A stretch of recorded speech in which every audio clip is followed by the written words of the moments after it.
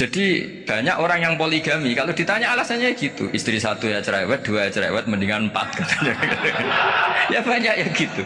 Tapi ada yang kebalikan, istri satu cerewet saja hampir jantungan, apalagi empat, tinggal matinya kan gitu. Itu semua yang menggerakkan itu kalimat. Kalimat itu satu pegang. Banyak orang loh yang nggak ingin jadi rektor tuh banyak loh Pak Bejo. Jangan kira semua dosen ingin jadi rektor. Melihat rektor sibuk rapat, mempertahankan reputasi Unisula, terus sering pegang kepala. Ngapain repot-repot? Jadi tukang sapu aja dapat gaji, ngopi, rokokan, selesai. Bodoh amat jadi rektor, mikir orang banyak. Banyak loh orang yang ingin jadi presiden tuh banyak. Karena ngopi nyaman, gak ada yang ganggu. Mau tidur sampai jam 9 siang juga gak ada yang ganggu. Sehingga mereka melihat pegawai negeri itu gak keren, orang kok diatur jam, disiplin. Itu memang cara Allah membagi rahmat. Mau kamu apakan coba? Cara syukurnya dia seperti itu. Bapak saya dulu tuh sering ngajarin saya, diajak jalan-jalan pagi-pagi. Melihat orang ngopi, makan uduk itu bapak seneng. Kok enak jadi wong apa? Ngene esuk-esuk nyemak bocah kesel kabeh kono enak ngopi rokokan. Bapak kadang iri sama orang apa itu iri. Sudah gitu berharap masuk surga kan enak sudah gitu. Tahu-tahu mati, tidak tahu ke surga apa ke neraka ya tidak tahu. Jadi nah orang dulu itu orang yang bisa mensederhanakan dunia. Sehingga ya sudah cara bahagia. Makanya saya alhamdulillah saya ini kerjasama sama UII sama beberapa kampus. Memang amdan itu sengaja. Kampus itu ya punya sistem yang nggak bisa mewakili sistem kiai. Kiai juga punya sistem yang nggak terwakili oleh kampus, juga sebaliknya saling melengkapi. Saya sering ketemu rektor UII, rektor kampus-kampus Islam. Mereka cerita, Gus pendidikan pondok harusnya dimodernkan gini-gini. Saya bilang, kalau pondok modern kayak kampus itu nanti saya ketemu Allah tidak bisa jawab. Kenapa Gus? Saya beri contoh gini. Kalau misalnya perempuan perawan lah atau apa saja, namanya perempuan, mau tanya tentang menstruasi atau haid. Kalau semuanya sistem kampus, dia harus kuliah dulu. Registrasi dulu, kuliah dulu, bayar dulu. Dan dapat jawabannya nunggu mata kuliah pas itu. Bandingkan kalau sistem pondok, saya tuh sering ke pasar sama anak saya dicegat sama ibu-ibu. Gus, anak saya ngalami gini-gini, keluar darah terus menerus, nggak 6 hari tapi 1 bulan penuh. Itu hukumnya apa Gus ya? Nanti saya mau sowan ke jenengan. Nggak ada usah sowan, di sini aja. Ya sudah. Sebelum mengeluarkan darah yang rutin seperti itu biasanya haidnya berapa hari? 6 hari ya sudah ikut yang 6 hari, yang lainnya istighadah. Ngoten tok Gus ya udah gitu. Begitu terus di masalah udhiyah. Ya coba kalau semuanya pakai sistem kampus, daftar dulu, bayar dulu. Jadi ini nggak ada jawabannya, nunggu mata kuliah itu baru dapat jawaban. Itu biasa nggak sholat bertahun-tahun karena belum ada jawaban tentang itu. Ya itu kalau misalnya orang mati, tahunya cara apa memulasara jenazah itu nunggu kuliah dulu, pas mata pelajaran itu dulu, baru menangani orang mati. Berarti orang mati itu tergeledak semua. Tapi kalau kiai kan enggak. Kesini orang mati terbakar, kalau dimandiin malah badannya copot-copot, itu gimana hukumnya? Ini ada orang mati Gus Kendat, ini disolati apa enggak? Ada orang mati apa itu oplosan itu disolati enggak? So sering ditanya gitu. Gak usah registrasi Pak Rektor, gak usah registrasi, gak usah daftar, gak usah seminar. Makanya kalau orang kampus wani kiai itu ya kualat tenan itu, karena ini yang onten. Tapi pondok seperti saya ya ikrar seikrar-ikrarnya. Pentingnya kampus karena melatih efisiensi waktu, disiplin, tata kelola manajemen, sehingga kita ya hormat. Tapi tadi kita harus saling melengkapi, sehingga saya tunjukkan ke publik bahwa saya hormat sekali sama polisi, sama tentara. Coba kita bisa apa ngadepi bandar narkoba kalau enggak polisi? Bisa apa coba menjaga NKRI kalau enggak tentara? Begitu juga ya sudahlah, kita memang fa'inayadawahi ma'al jamaah, kita berkah itu kalau bersama-sama, enggak bisa kita sendiri. Nah lalu orang kayak saya itu ya beberapa kali sebetulnya saya itu ditawanin jadi dokter honoris causa apa. Kekhawatiran saya satu, takut pas nggak punya uang. Itu dokter gak di duit kan gak pantas gitu. Jadi repot gitu, daripada beban lah sudah lah nggak usah dokter. Jadi kalau nggak punya uang ya pantas, terus kalau ngebis ya pantas. Suatu saat kalau mati nggak ada yang hadir ya pantas, nggak dokter gitu. Kalau sudah dokter kok masuk neraka, dokter kok masuk neraka, kayak Kayaknya apalagi rektor kampus Islam kok masuk neraka itu kan kok kayak nggak pas itu. Misalnya rektor lah ditanya mungkar nakir, nggak bisa kan kayak gimana itu. Makanya harus sering ngaji saya supaya nggak malu di depan mungkar nakir. Masa rektor ditanya mungkar nakir nggak bisa. Harus berani bentak. Ini saya rektor loh Pak mungkar nakir.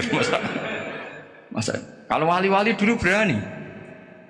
Masyhur di cerita wali-wali ditanya marabbuka manabuka. Saya ini guru tauhid. Kok kamu tanya marabbuka manabuka yang ngotok? Kamu tidak pernah ngaji enak aja tanya. Jadi wali-wali itu ya rileks ngadepi mungkin. Saya akan rileks wali di Bang Parik baru saya yakin itu. Karena wali itu lebih dekat Allah.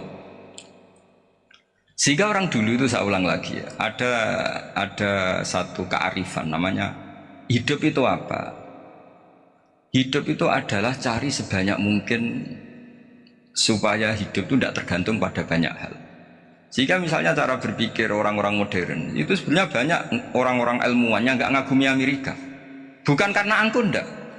Untuk mempertahankan kebesaran negara sebesar itu, kebutuhan listriknya besar, kebutuhan tentaranya besar, kebutuhan apa? Sementara negara kayak Venezuela atau Swiss kebutuhannya tidak banyak. Pertanyaannya, yang tergantung dengan banyak hal sama yang tidak tergantung banyak hal itu pinter mana? Kalau dibalik pertanyaannya gitu, negara-negara maju itu tidak keren kalau dibalik pertanyaannya.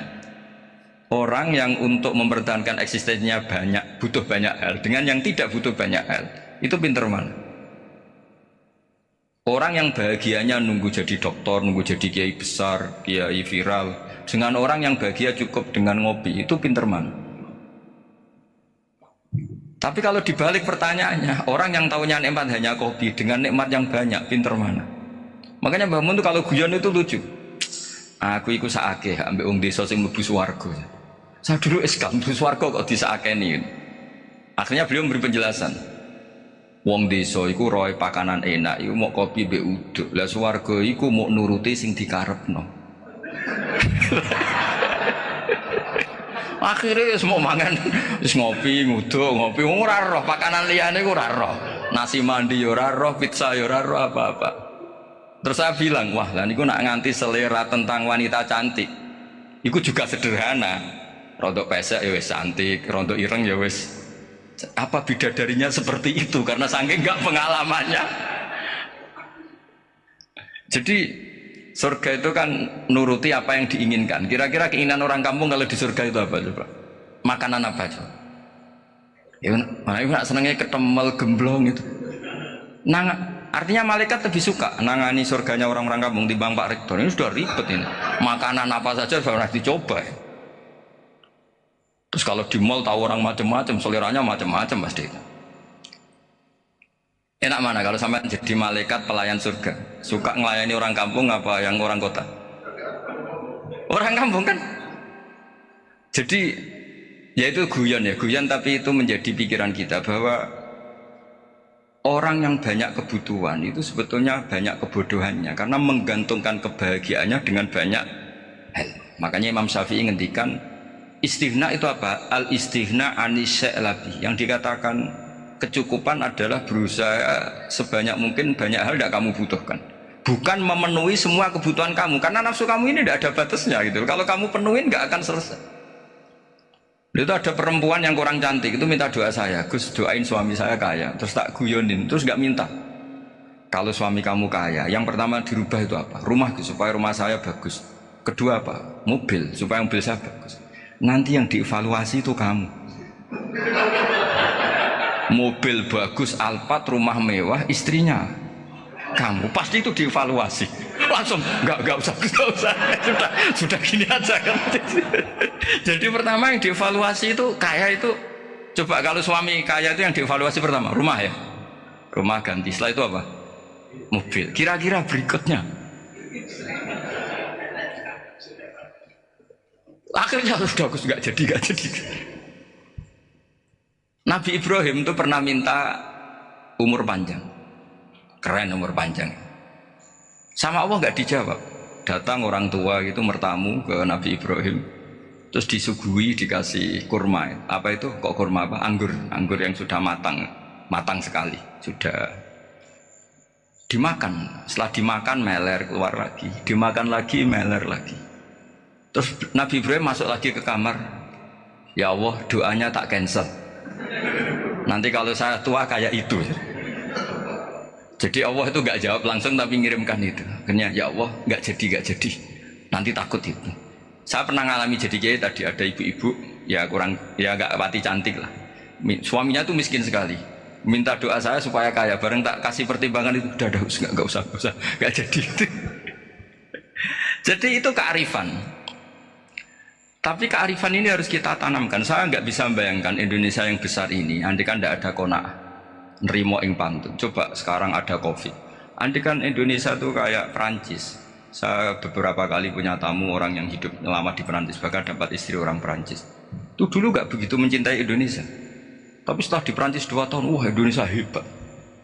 Di Perancis tuh kata dia kalau cerita, semua kebutuhan masyarakat itu dibebankan ke negara. Apa saja minta negara, apa saja nyoal negara. Sementara Indonesia, coba kalau Indonesia mengalami seperti ini kok tidak ada qanaah rimo ing pantum, bisa kios Indonesia. Orang miskin nyalahkan negara, kelaparan nyalahkan negara, apa saja. Tapi barokahnya dididik kiai, jogeman nyalahno wong liya.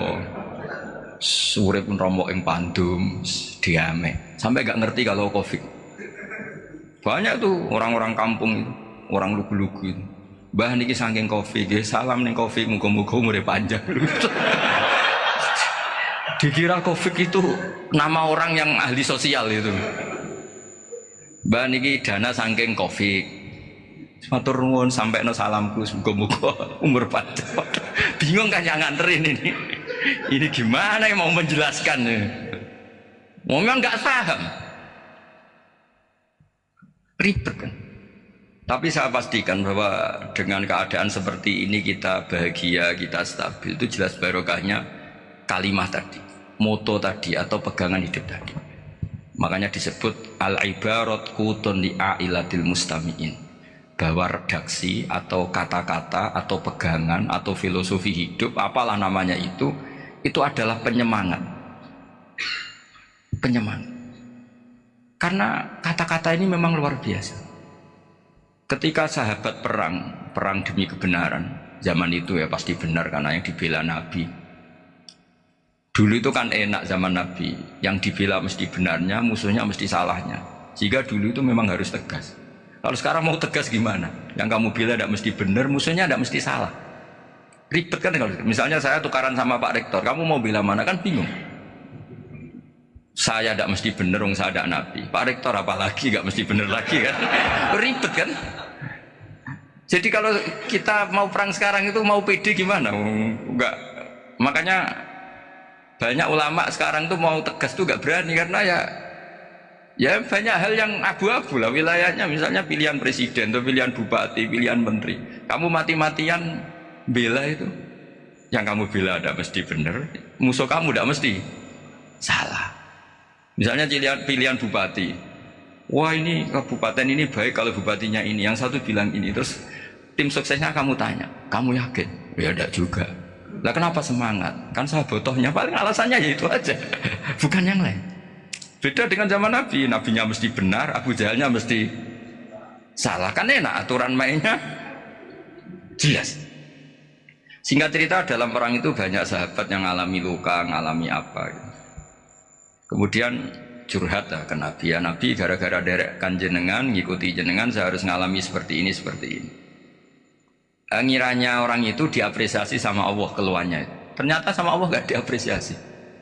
Malah diturunkan ayat intakunu ta'lamuna fa innahum ya'lamuna kama ta'lamun wa tarjuna minallah ma'ala yarjun. Kalau kamu sakit karena perang, orang-orang kafir itu ya sakit, itu saja berani padahal demi kekafiran.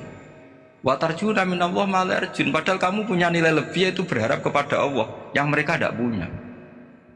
Saya jadi kiai itu ya kadang mangkel. Karena yang benci ya benci, yang seneng itu ngel-ngel loh kayak Pak Bejo. Jadi semuanya ribet. Nah iya, yang benci ya ganggu, yang seneng ya ganggu, tambah nemen. Seribet.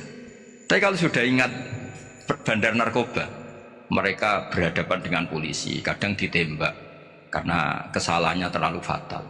Antar persaingan mereka juga bisa tembak-tembakan karena merebut pasar narkoba. Itu saja mereka berani. Kok kita yang jadi kiai kadang dicium tangannya, dihormati gak berani, hanya takut apa ya, musibah-musibah kecil atau problem-problem kecil. Lah iya, kalau kita bandingannya gitu. Kalau kamu mau tahajud kedinginan, itu masih nanti dihisap Allah itu gitu. Maling ayam itu keluar malam-malam, hanya dapat ayam. Itu gak takut dingin. Ya gak takut digebuki masa. Kamu mau tahajud saja takut dingin. Makanya nanti hisapnya orang soleh itu nanti dijajarkan orang dolim. Terus diperbandingkan. Wah itu habis kamu kalau itu. Jadi misalnya Unisula mau rapat, tapi ini malam, kalau malam dingin nanti sama masuk angin. Anak-anak pang di perapatan aja berani kamu. Kalau sudah perbandingannya gitu tuh ribet kita nanti. Makanya itu kalimat itu moto atau filosofi hidup. Sehingga diulang lagi nasihat itu. Iyam saskum korhun faqad masal qoma korhum mislu. Kalau kamu kena luka, orang-orang yang nggak benar juga akan kena luka. Itu aja berani demi ketidakbenaran. Masa kamu demi kebenaran nggak berani? Akhirnya orang itu, ya itu kalimat, itu heroik.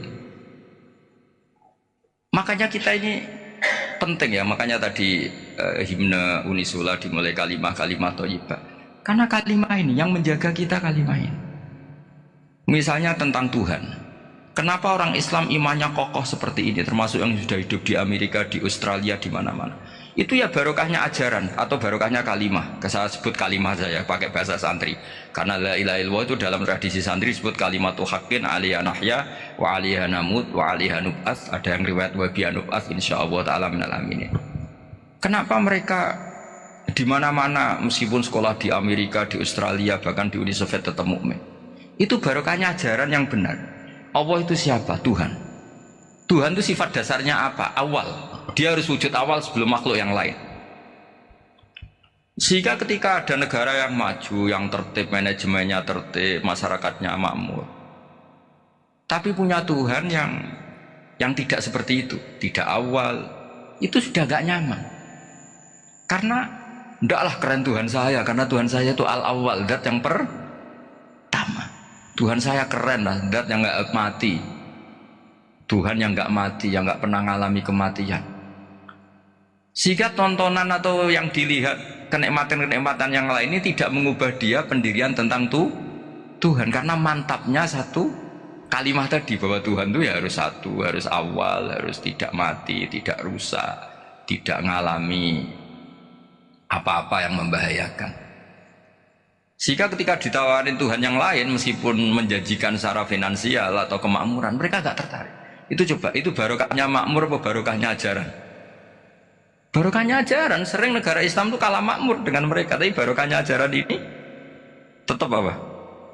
Tetap Islam. Makanya Nabi Ibrahim, Nabi yang sukses bikin wa ja'alaha kalimatam baqiyatan fi aqibi. Sehingga kita ini bekti sama orang tua misalnya, itu ya karena ajaran. Suwargamu itu karek wong tuamu. Nak wong tuamu ridho, Allah ridho. Nak ora ridho, Allah ora ridho. Ridho wa fi ridhol walidain wa sakhatu wa sukhtu wa fi sakhatil. Sehingga ketika ada orang tua yang agak brengsek gitu, anak-anak tetap hormat. Punya orang tua yang miskin, yang sudah miskin, tukang tombok nomor, banyak kan di kampung gitu, ya tetap hormat. Coba kalau dari awal kita ngajari orang tua kamu hormati ya, kalau baik, kalau tidak usah, bisa geger Indonesia. Tapi barokahnya ajaran-ajaran itu Indonesia tertib karena ada ajaran. Nah ini di sini pesantren dan Unisula semua harus berkontribusi membuat ajaran yang benar. Itu adalah ciri utama Islam. Sehingga Islam ini dimulai dengan ajaran kalimatu haqqin alaiha nahya wa alaiha namut. Sehingga kita tenang seperti ini. Saya ini termasuk kiai yang tenang. Meskipun kata orang banyak saya ini kiai besar, tapi termasuk kiai yang paling tenang. Termasuk yang paling tenang. Karena saya ini pakai mazhab orang-orang hebat. Saya berkali-kali cerita, orang kayak Imam Syafi'i itu orang yang luar biasa. Saya berkali-kali cerita, orang yang tadi nyium tangan kamu ya Imam Syafi'i, di belakang tuh ngerasani kamu, menghujat kamu. Jawabannya enak saja. Berarti saya alhamdulillah orang yang wibawa. Buktinya di depan saya nggak berani. Jadi enteng saja. Diceritain sebagian kampung, sebagian separuh dari warga kamu itu nggak suka kamu. Ya bagus lah nggak suka saya, nggak akan utang duit saya. Di mana-mana orang utang itu karena teman dekat. Kalau nggak seneng pasti minimal nggak utang, nggak pinjam mobil, nggak pinjam apa. Berkah mana yang seneng sama yang gede? Jadi dianggap enteng saja. Semua yang dialamin dianggap enteng saja. Misalnya punya istri pemarah, ya baguslah marahin suami. Kalau marahin tonggo malah ribet. Jadi kamu harus terima kasih kalau dimarahin istri. Baguslah marahin saya mah, kalau marahin tonggo ribet. Jadi enteng saja. Tapi kita sekarang tuh karena nafsu ya, sehingga menghadapi hidup ini ribet. Ulama dulu kalau mau mati itu senengnya bukan main. Sudah lama saya ini ingin gak maksiat. Kayaknya gak maksiat paling efektif itu mati. Ya tidak apa-apa Gusti, kalau sebaiknya mati ya mati aja. Enteng saja. Jadi melihat kematian itu akhir dari segala keburukan atau potensi keburukan. Apapun baik kita sekarang, suatu saat mungkin kita gak baik. Yang bisa menghentikan ketidakbaikan atau potensi ketidakbaikan itu apa coba? Mati kan? Berarti mati itu mengerikan apa menyenangkan? Mesti kamu tidak berani menjawab. Meskipun secara ilmu kamu berani, tapi secara rasa gak berani kan? Saya ulang lagi ya, yang bisa menghentikan keburukan atau potensi keburukan itu apa coba? Apa? Kematian. Berarti kematian itu menyenangkan atau menyusahkan? Apapun kamu tidak berani jawab karena kamu agak-agak duniawi itu kelihatannya. Tapi secara ilmu kamu tahu kan kalau mati itu tidak buruk-buruk banget.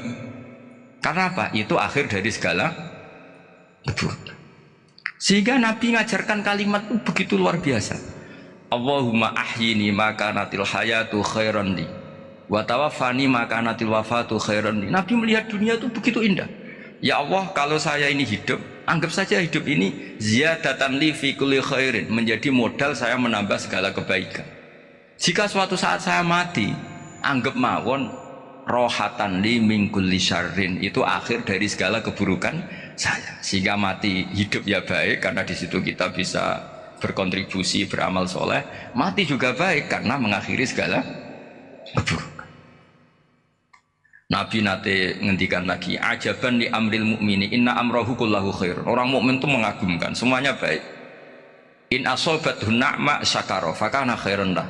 Kalau baru dapat nikmat dia syukur, maka itu baik. Wa in asobatu dharra sabara. Kalau dapat masalah mereka sabar, itu juga baik. Sehingga orang mukmin dua sisinya pasti baik.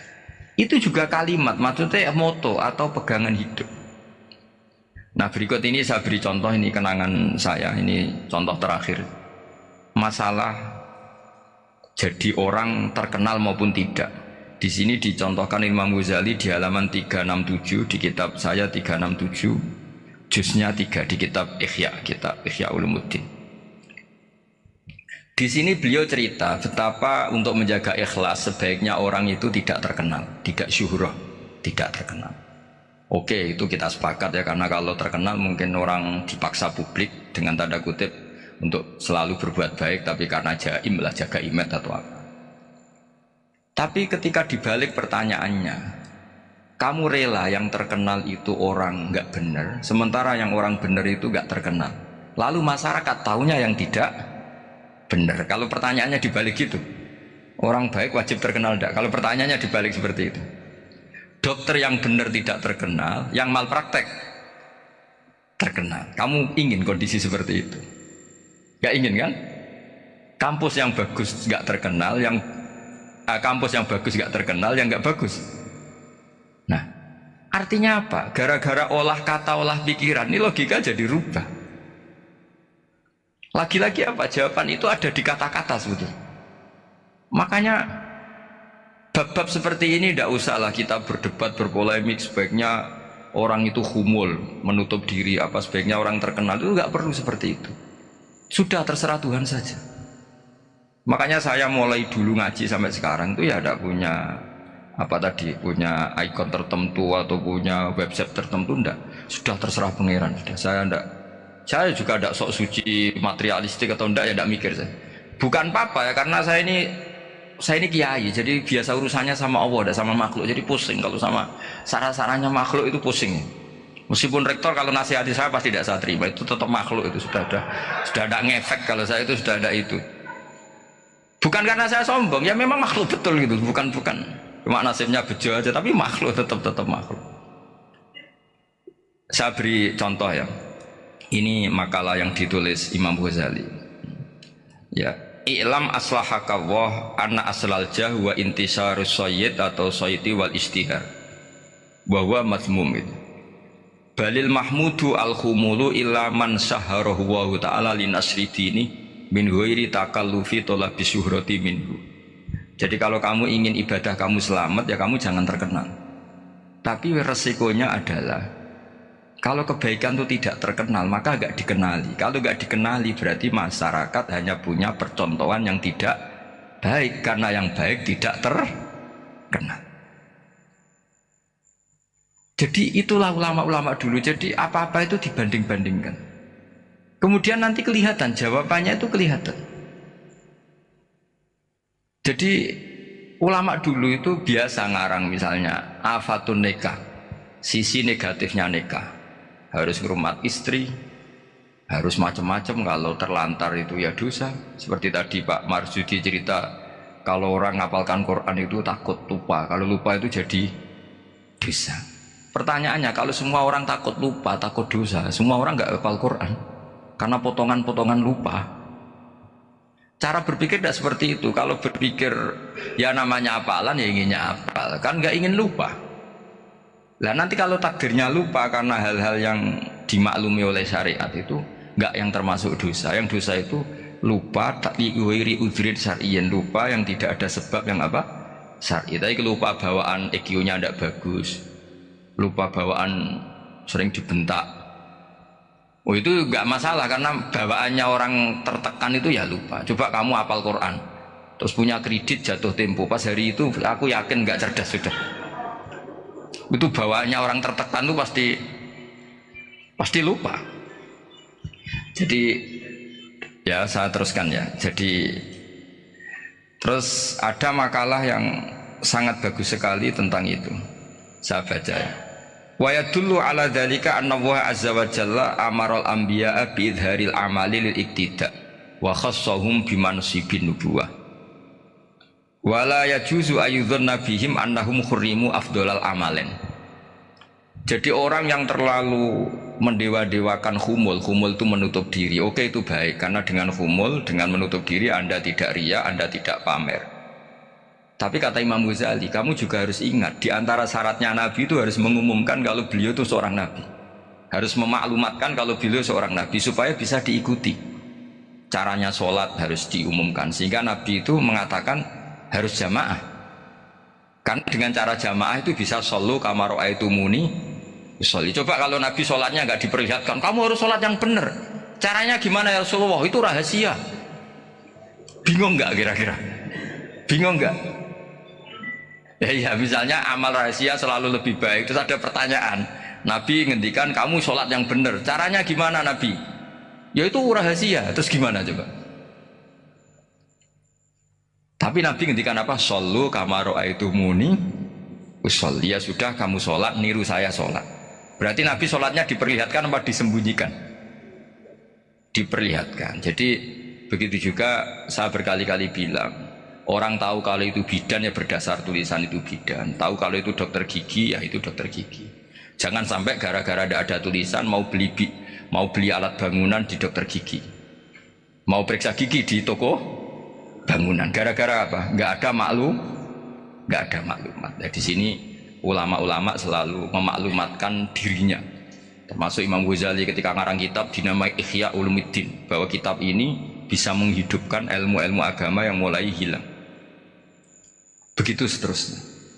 Jadi ini ngaji ya, jadi orang itu harus ngerti ya, jadi jangan nuruti emosi sendiri atau logika sendiri bahwa saya suka humul, ya monggo, agama Islam menyediakan sarana itu. Uzlah itu ya punya sisi kebaikannya sendiri.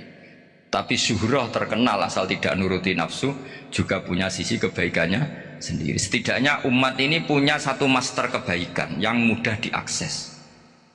Tapi tadi saya ulang lagi, jangan karena hadzun nafsi, jangan karena kepentingan pribadi. Makanya di sini disebutkan Wa yadullu ala dzalika ay ala syuhrah anna wa ta'ala amarul anbiya bi idharil amal lil iktida. Allah selalu memerintahkan para nabi kalau ngamal kebaikan ya harus dimunculkan supaya bisa ditiru. Yaitu tadi kita tidak bisa bayangkan kan kalau misalnya nabi menyuruh kamu harus sholat yang benar, kemudian sholatnya nabi sembunyi. Kalau ditanya, Nabi saya niru siapa? Wah itu rahasia, kamu nggak boleh lihat sholat saya saat takut tidak ikhlas. Ribet kan? Sehingga jamaah itu statusnya tetap harus.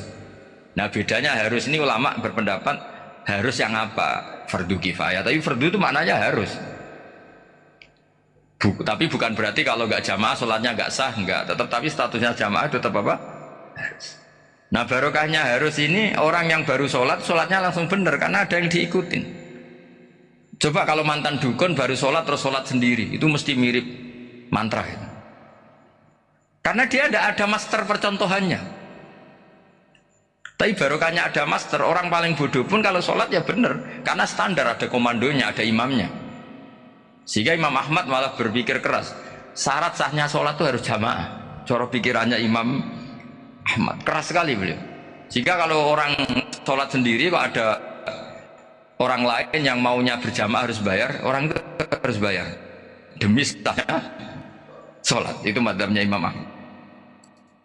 Tapi kalau madzhab Syafi'i hanya mengatakan fardu kifayah, yang kalau satu komunitas, jadi tak baca lagi biar dapat berkahnya Imam Ghazali, asirru afdalu minal alaniyati. Terus kata sebagian ulama, al alaniyah itu afdal minas sirri. Terus diperbandingkan baik yang mana amal dipertontonkan sama ndak. Terus kata Imam Ghazali, kalau orang itu bisa jaga tidak riya, maka sebaiknya dipertontonkan karena kebaikan harus yang muncul, bukan yang tidak baik yang muncul. Makanya ketika memaklumatkan diri sebagai ingin jadi generasi khairah ummah, itu kalau diterjemah itu kan, wow, khairah ummah, umat terbaik. Itu kan kayak agak angkuh. Tapi nggak apa-apa, itu nggak apa-apa. Masa kita kampanye siap degradasi moral kan ya lucu kan, masa jualan gitu kan ya lucu. Kita memang ingin mengkhidmati ummah, berbakti dengan umat, membantu supaya jadi generasi khairan apa? Tidak apa-apa, dimaklumatkan supaya dengan itu umat punya sarana. Oh kalau ingin jadi khairan ummah kuliah di sini, jangan lalu enggak gitu. Ya sama kita dokter, maklumatkan saja dokter gigi, dokter kandungan, dokter bedah. Sehingga orang kalau mau bedah ya jangan ke dokter kandungan. Jadi barokahnya maklumat ya. Jadi saya mohon sekali ini, saya sendiri sebetulnya orang yang nggak siap terkenal sebetulnya, tapi ya sudah terserah Allah saja. Kalau itu cara Allah